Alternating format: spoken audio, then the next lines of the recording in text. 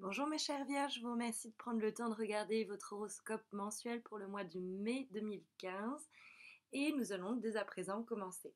La première carte que nous avons tirée nous renseigne toujours sur les attitudes et comportements qui vous seraient bons d'adopter, ce qui pèse favorablement dans la balance pour ce mois-ci, compte tenu des problématiques qui seront les vôtres. Alors la carte que nous avons tirée à cet endroit-là, c'est la carte de l'ermite. Bon, vous le voyez, ce vieux monsieur qui avance lentement mais sûrement à travers l'obscurité. Bah, ça va être un petit peu, je crois, votre travail ce mois-ci, mes chères vierges. Je laisse la carte au premier plan pour vous permettre de l'observer pendant que je vous en parle. Donc, comme la carte de l'ermite, c'est la carte de la sagesse, du temps qui vient finalement à payer et dont les fruits finalement arrivent après une longue patience et un long temps de recherche et de persévérance. La carte de l'ermite va forcément vous inviter à la réflexion, à la sagesse dans les questions de choix ou d'événements qui sembleraient vous percuter ce mois-ci. Je dis ça parce qu'on va avoir visiblement un événement inattendu qui va venir perturber votre mois de mai 2015.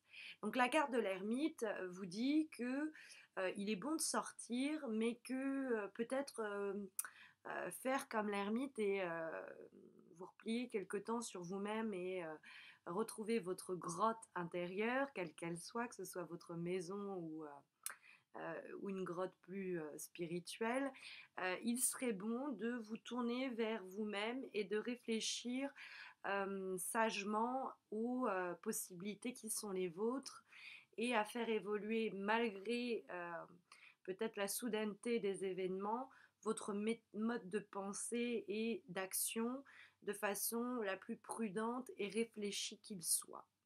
Ne pas céder à ce dont va nous parler justement la carte qui nous parle des obstacles et des difficultés, à une forme de,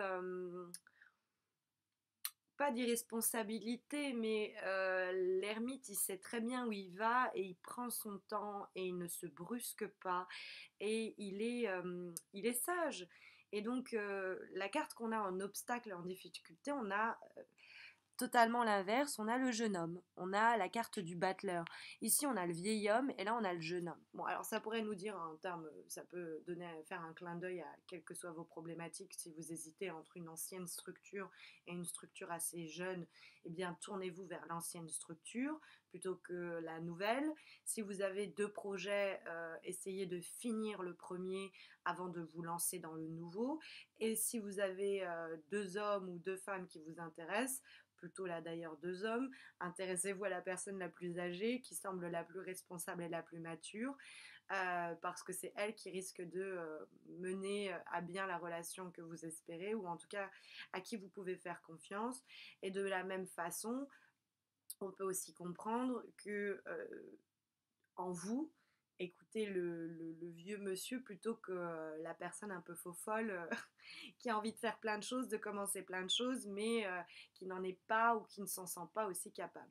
Car la carte du Battler est la première carte du tarot et elle ouvre toujours le jeu. C'est un peu comme dans l'oracle de la triade, par exemple, la carte de l'alpha. C'est une carte, c'est le début. Mais sur quoi ouvre cette carte? C'est toujours difficile de le savoir. Quand elle est en négatif et dans les obstacles et les difficultés, elle nous dit qu'il va falloir se montrer patient pour arriver à peut-être démarrer une relation ou un projet où votre patience va payer vis-à-vis de ce projet qui mettait du temps à s'enclencher, puisque Deus ex machina, on va avoir comme ça un événement catalyseur qui va mettre les choses en mouvement et en branle.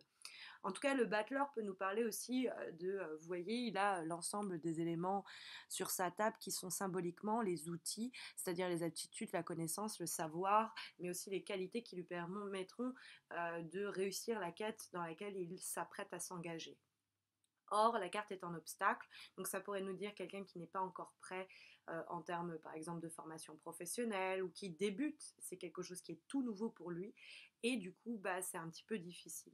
Dans les conseils qu'on pourrait comprendre dans cette carte-là du battleur, on pourrait vous dire ne vous lancez pas tête baissée de façon un peu, je vous en parlais tout à l'heure, irresponsable dans un nouveau projet ou une nouvelle relation sans avoir pris le temps d'y réfléchir auparavant parce que le battleur peut aussi avoir envie comme ça de se jeter un petit peu follement dans l'action et comme il est encore jeune, hein, c'est un peu le chien fou. Vous voyez ce que je veux dire?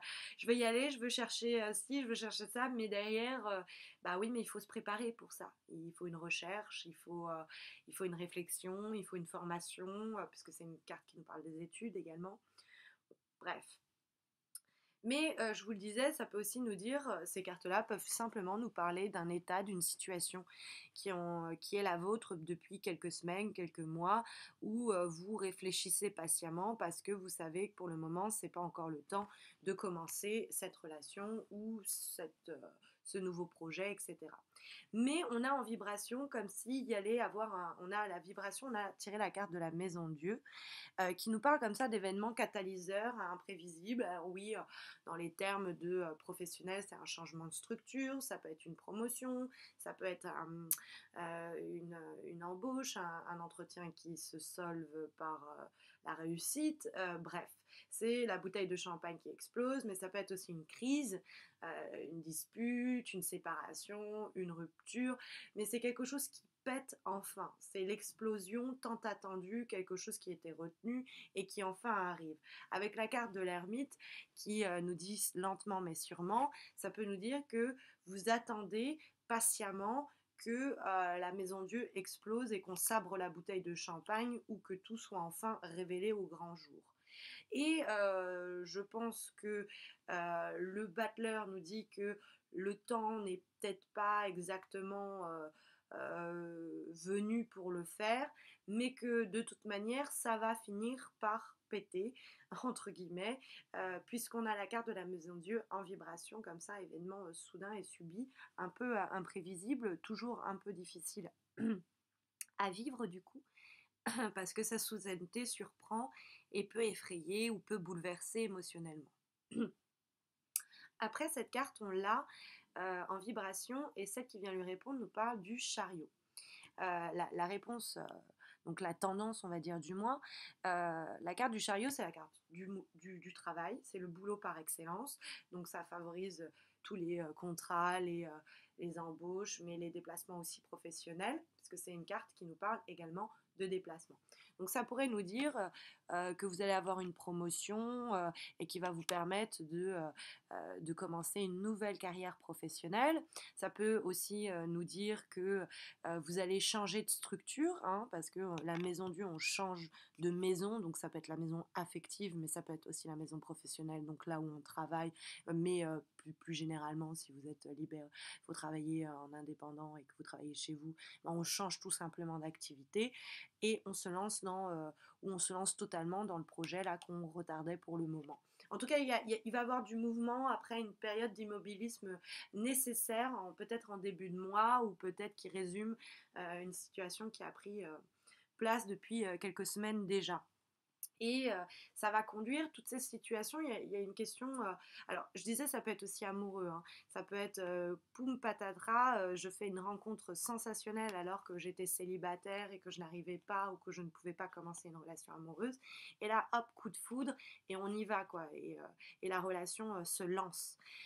Puisque on a en synthèse, quand on additionne les 4 lames qui vous font face, mes chères vierges, on obtient la carte de l'amoureux. La carte de l'amoureux, alors oui, ça nous parle de triangle amoureux, ça peut nous parler d'adultère, de relations, etc. Donc, ce coup de foudre peut intervenir alors que vous êtes déjà vous-même en relation. Ça peut être quelqu'un qui vous exprime soudainement ses émotions et ça vous met dans un état où vous dites mais est-ce que je peux pas commencer une relation forte et sincère avec cette personne, et vous êtes dans la question du choix puisque l'amoureux il sait pas s'il va à droite ou à gauche. Et puis en termes professionnels, ça peut tout simplement nous dire qu'il va avoir une opportunité qui va vous être proposée et il va falloir faire un choix. Mais je pense, mes chères vierges, que vous ferez le bon choix justement, puisque la carte de l'ermite en positif vient nous dire que vous saurez juger avec sagesse et réflexion euh, le, de la situation et opter pour la meilleure solution pour faire avancer le projet, la relation, là où vous souhaitez qu'elle se rende. Voilà, j'en profite pour vous souhaiter un très bon mois de mai, vous envoyer mes meilleures ondes et pour ce choix et pour cette action soudaine qui va vous tomber un peu dessus. Je pense que c'était attendu et comme c'est effréné, ça vous fera du bien. Je vous remercie d'avoir pris le temps de regarder cette vidéo. N'hésitez pas à vous abonner à ma chaîne si ce n'est pas encore fait. Ça vous permettra de recevoir votre horoscope du mois prochain sans avoir un doigt levé. Et en plus de ça, j'organise des tirages au sort pour permettre à mes abonnés YouTube de remporter un tirage personnalisé gratuit dans le cadre d'un concours. Donc n'hésitez pas d'ailleurs aussi à vous abonner à ma page sur Facebook. Ça vous permettra de participer à ce concours. Je vous dis, j'espère, à très bientôt.